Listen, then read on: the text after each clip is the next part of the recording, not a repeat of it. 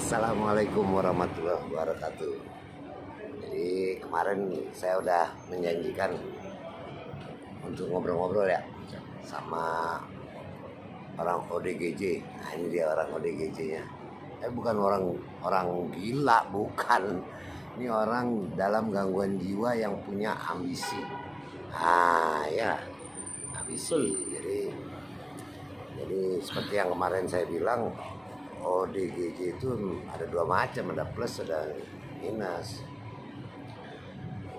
Nah, kita bicaranya yang mana nanti kalian yang menilai lah, positif apa negatif nih orang. Tapi sebelumnya kita kasih tahu dulu ya, kita ada di satu tempat namanya Mighty. Ya, Mighty. Ini bukan endorse ya, yang kita kasih tahu ya, Mighty ini tempat kita nongkrong tiap hari di belakang hotel di Sarjah. Tuh minum teh sambil bercengkrama.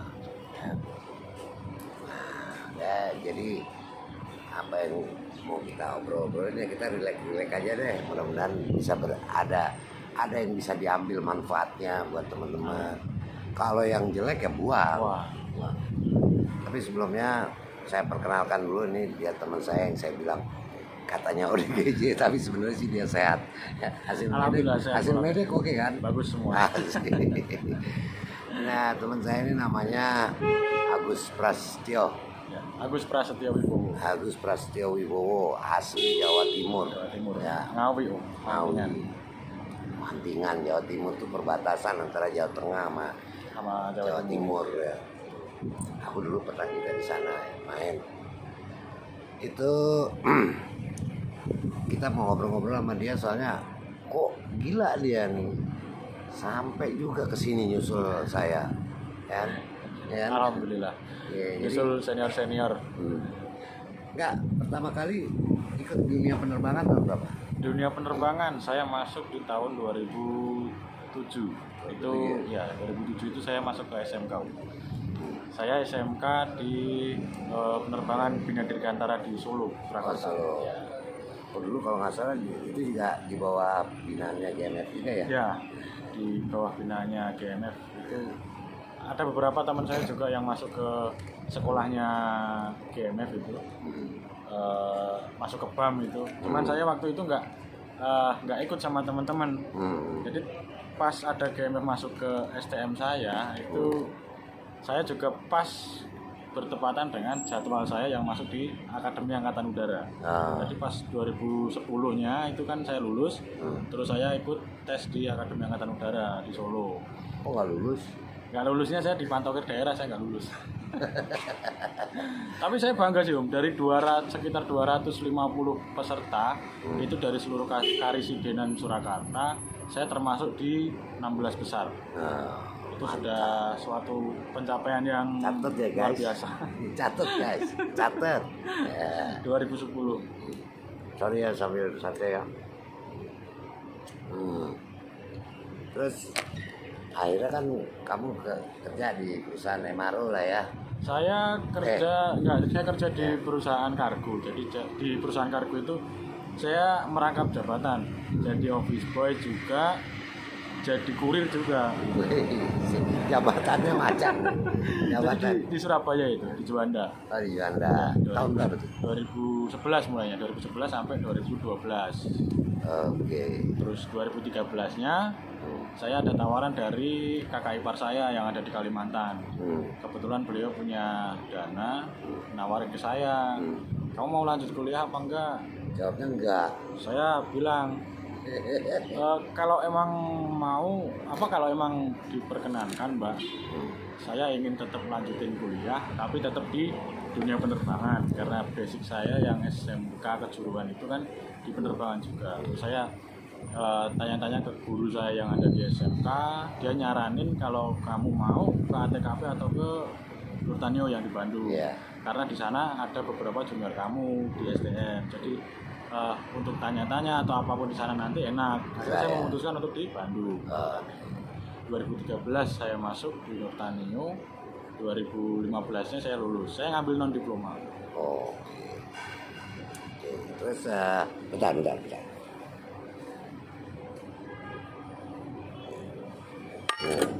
Terus kebayang nggak kamu waktu udah taruh kalau pendidikan mah oke lah ya, biasa lah ya itu ya, masuk pagi belajar, apel pagi dulu, apel pagi, mulai habis subuh udah persiapan. udah biasa lah ya. Terus kan wisuda tuh ya, lulus, terus kamu kerja di satu perusahaan yang langsung terjun ke pesawat kan, itu bayangan lu tuh gimana sih ya?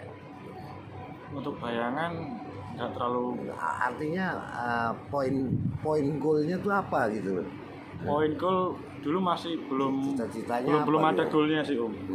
Jujur dulu masih, Gocek-gocek terus? iya.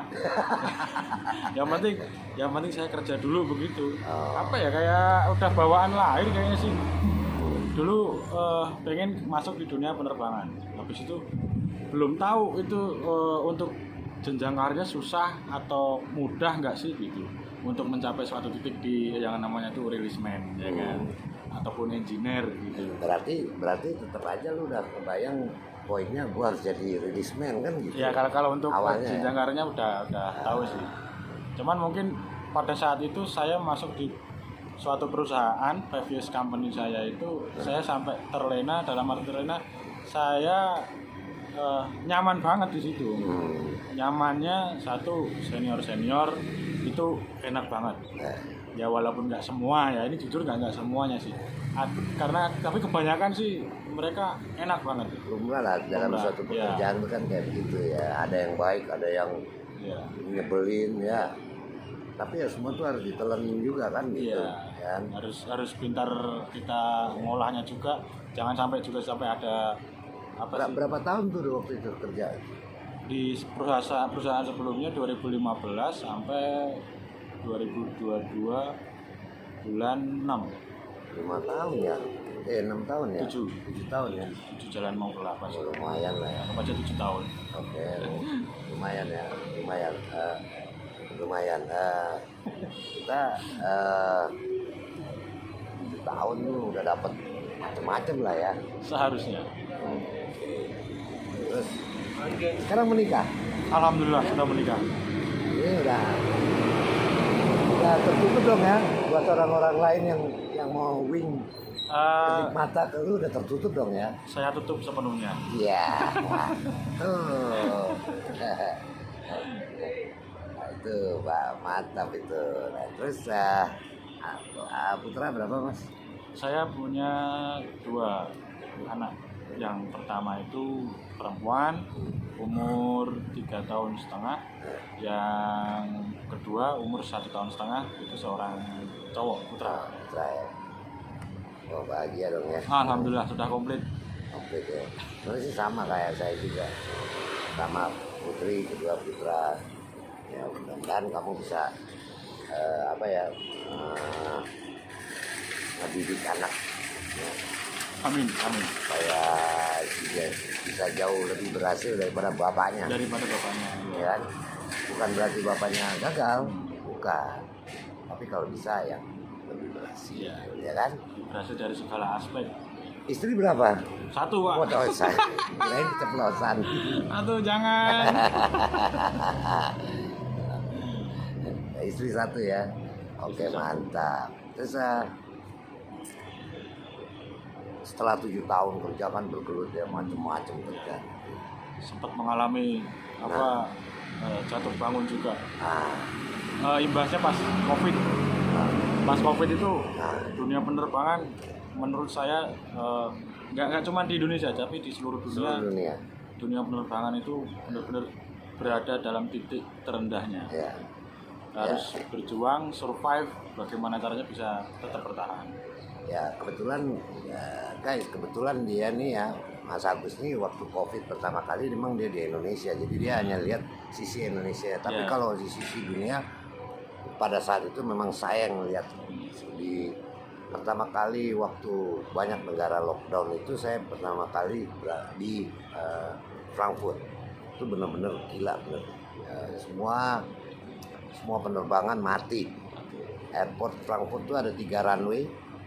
Yang 3 ditutup hanya buat parkiran pesawat, ratusan pesawat pada parkir semua di situ.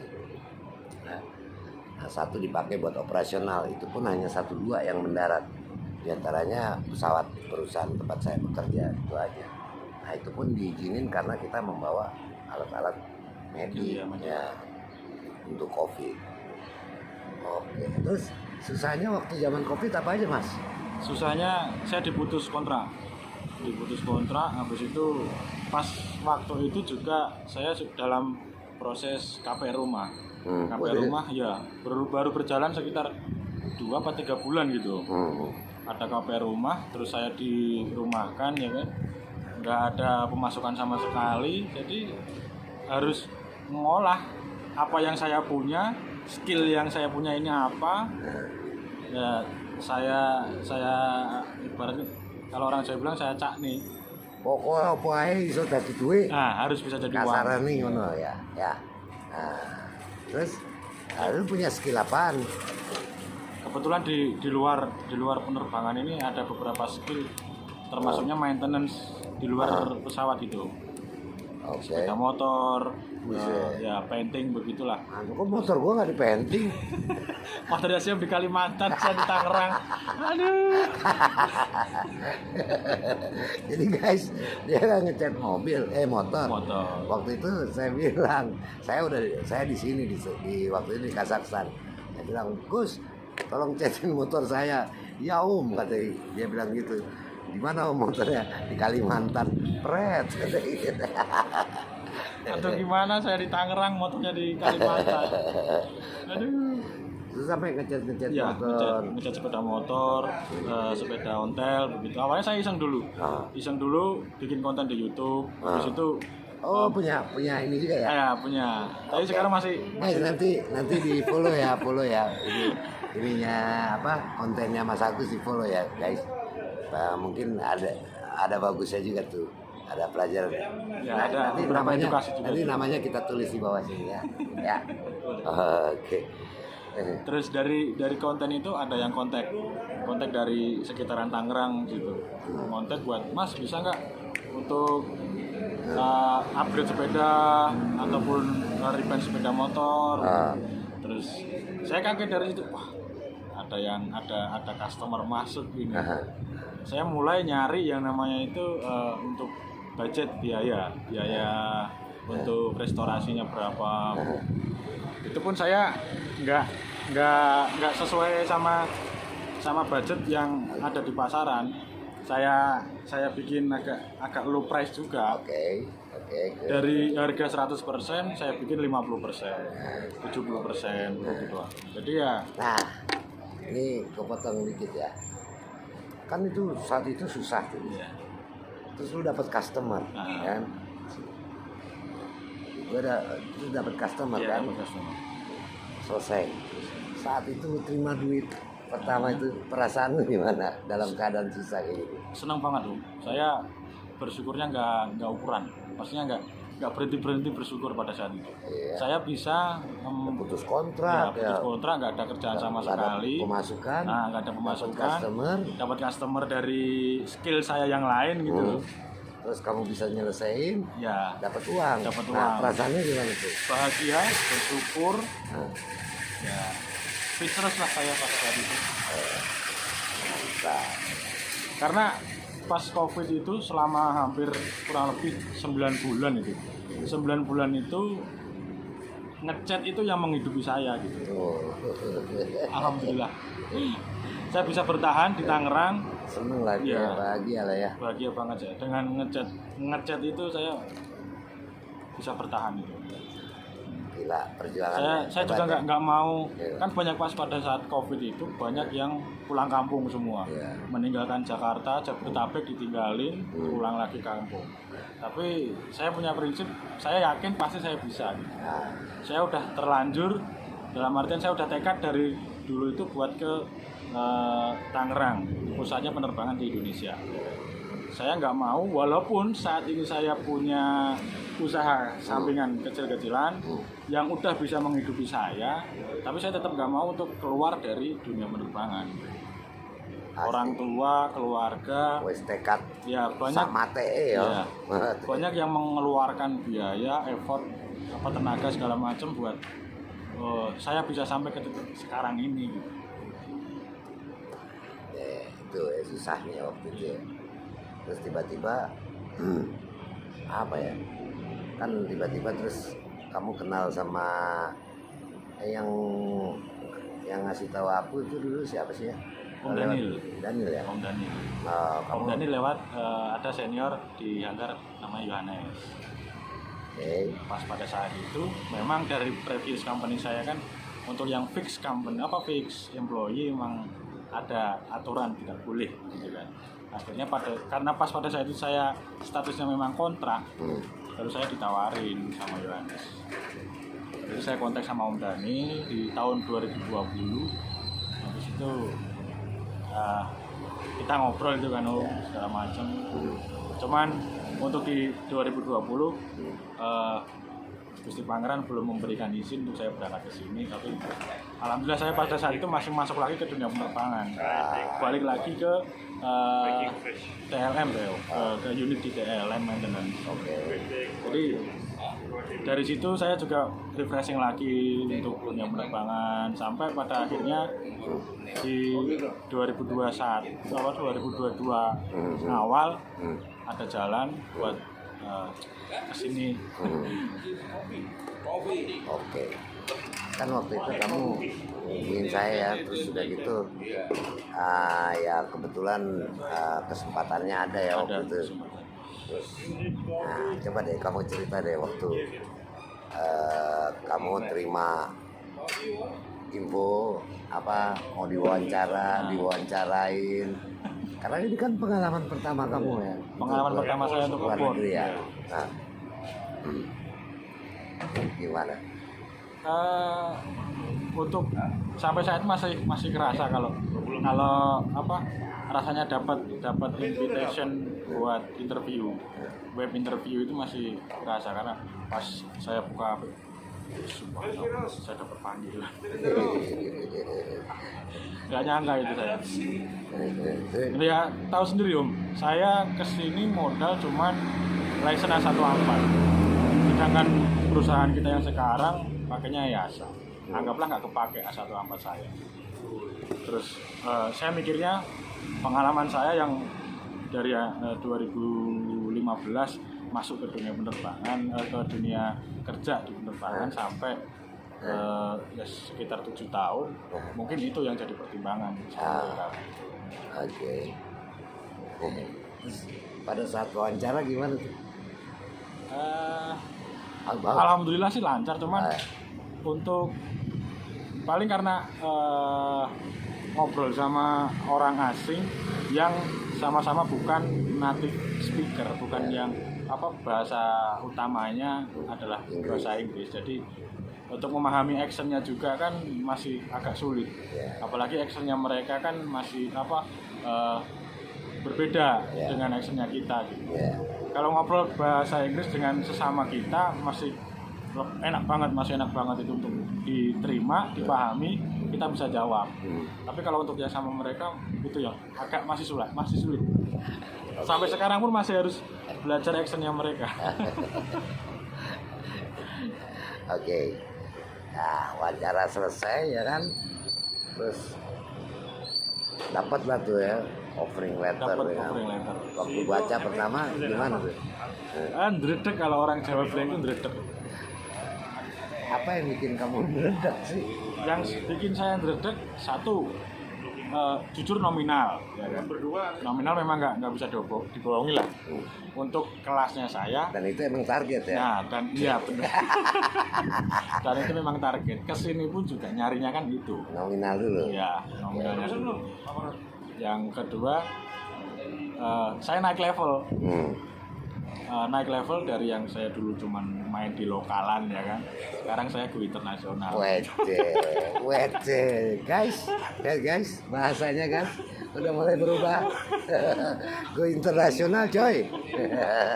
Alhamdulillah Ya. Terus keluarga gimana waktu itu? Istri begitu lihat offering letter ada reaksi apa enggak? Istri reaksinya paling senang. Cuman kalau untuk memahami apa isi dari offering letter itu dia nggak tahu sama sekali. Tentunya lihat nominal juga lah paling ya. Dia ngeliat nominal tapi nggak tahu itu berapa. Oh, oke. Nggak kamu kasih tahu Belum saya kasih tahu. sampai sekarang. Sudah, sekarang kalau Jangan sekarang- bohong lo. Udah saya kasih tahu. Nah begitu tahu, wow. Ya mudah-mudahan pelan-pelan alon-alon penting kelakon kalau orang Jawa. Oke lah itu mungkin bagian dari rezeki Mas Agus dari Allah ya. Rezeki anak-anak juga. Rezeki anak-anak keluarga lah ya dengan usaha. Buah dari kesabaran. Nah itu dia baru gue mau sebutin udah disebutin. Jadi kesabaran itu akan kalau kita yakin kepada Allah sang pencipta, kesabaran tuh selalu akan menghasilkan sesuatu yang sangat indah biasanya. Ya, tinggal kita aja mau bertahan apa enggak ya kan. Kalau nggak salah guys gitu. Bener sih. Karena saya pelaku dari sebuah kesabaran itu. Nah, ya, udah ngerasain sendiri ya. Kita Oke. konsisten di suatu bidang itu, insya Allah semesta akan menghargai. Ya. Kalau kata Gus Nopek, Nah, itu all in untuk semesta. wise. Oke. Banyak juga referensinya doi. Ya. Nah, udah tuh ya, senang kan? Berarti preparation kan ya? Prepare, Waduh, segala macam segala macam dari ayam dibawa, kol ya nggak?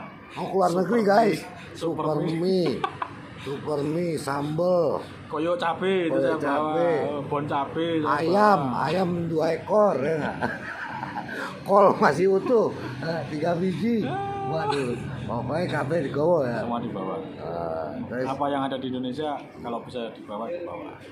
oke, terus sudah gitu kan lu, ini kan ya, udah siap-siap pada harinya itu kan ya, ke airport ya kan. Ya, Saya- itu nunggu tiket keluar sebelum tiket itu kan bisa belum ya, bisa diurus sama perusahaan. Itu nunggunya juga lama. Lumayan, ya. Karena pas saya offering letter keluar terus saya resign. Resign saya anggaplah pas offering letter itu keluar itu belum tentu Berangkat. saya jadi berangkat ke sini. Cuman ya bismillah mudah-mudahan bisa kelar cepat jadi, tiket keluar terus saya bisa berangkat. Tapi penyenangan kan nggak Nggak ada. ragu, Saya nggak ragu. karena dia guys, karena dia punya keahlian yang di luar dari dunia penerbangan. Ya.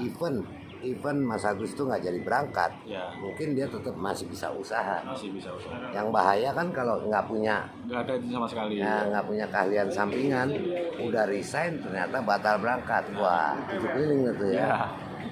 Ya. Nah, itu perlu dicatat juga guys buat teman-teman yang mau apa istilahnya merantau tuh, jangan mengandalkan satu kemampuan aja, Ya. mudah-mudahan punya kemampuan lain ya.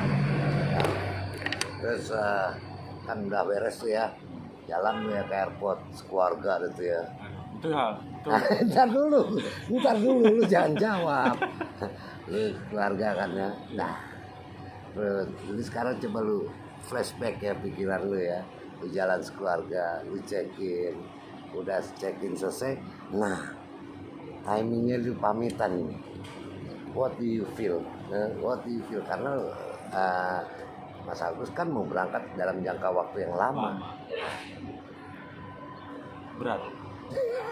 berat banget itu. Datang ke airport, diantar sama kebetulan saya itu cuman tinggal kakak kandung saya. Dia lagi dimantingan sekarang di Ngawi. Kedua orang tua udah nggak ada. Itu otomatis kakak saya yang antar. Ditambah istri sama 2 anak saya sama mertua saya.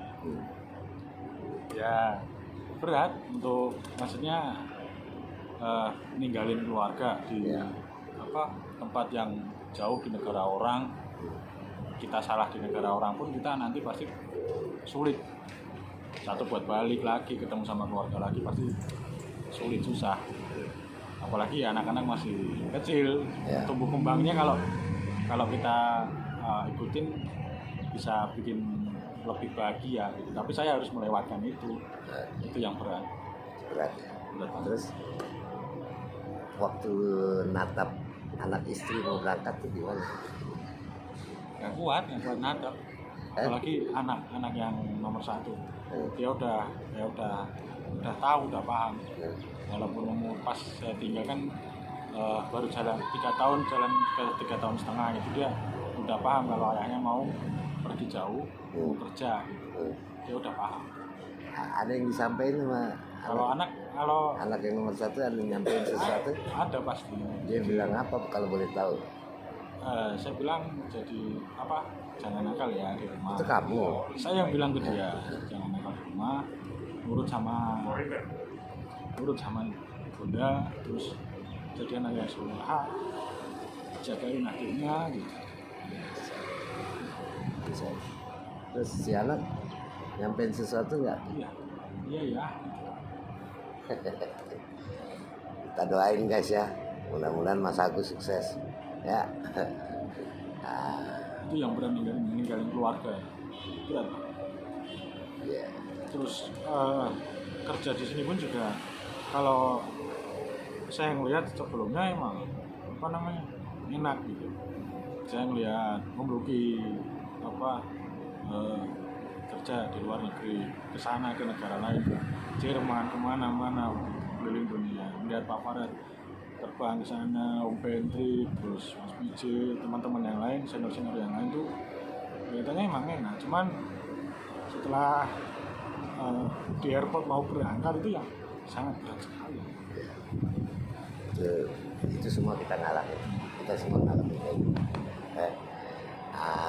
Memang berat ninggalin keluarga, tapi ya itulah bagian daripada perjuangan, struggling. Kan kita punya tujuan buat keluarga toh ya. Ada hal yang harus dikorbankan juga ya. Jadi satu sisi kita mengorbankan, tapi pengorbanan ini insya Allah hanya sesaat aja untuk suatu tujuan ya kan, gitu ya kan. Oke. Seru juga ya. Udah jangan sedih dong. Nah, terus lu berangkat kan tuh ya, bayangin tuh dari Cengkareng ke Dubai kan 8 jam ya. 8 jam. Bisa turun lah. Bisa Om. Oh ya itu sejak lahir kalau gitu. Karena kadang ada yang nggak bisa tidur tuh, tengar karena pikiran bercabang ya kan. Nah, sampai di sini suasana udah berubah lagi lah ya. Berubah. Ya. Harus menyesuaikan mulai dari iklim, terus komunikasi. Ya. Habis itu Wis ora tau nggak coro-coro ya. Lali wes ya. agak lupa. Karena memang di sini kita hari-hari bahasa Inggris ya.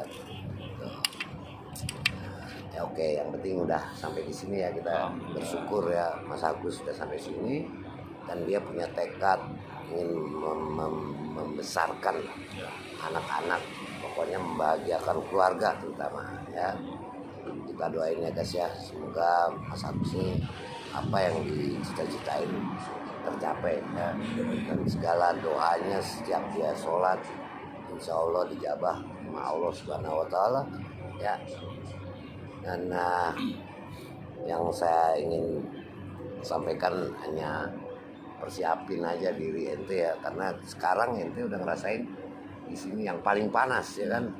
Nanti dalam waktu beberapa hari ke depan Mas Agus ini mau dipindah ke tempat saya di Kazakhstan. Nah, Kazakhstan itu Gus temperaturnya gila lagi Gus. Ini lain lagi ceritanya ya. Sangat ekstrim dinginnya, kadang-kadang sampai minus 50 ya. Disitulah kalau kita ente prepare dulu, lu harus sehat, hati harus senang ya gitu.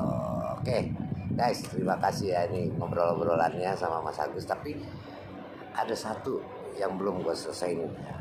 Gue pengen minta Agus sampein apa sesuatu buat yang nonton, buat keluarga. Tapi nanti keluarga insya Allah nonton ini ya. Nah, Saya kasih tahu ntar. nah coba lu cerita deh ya. Sekarang bebas waktunya, kita kasih buat Mas Agus menyampaikan. Oke?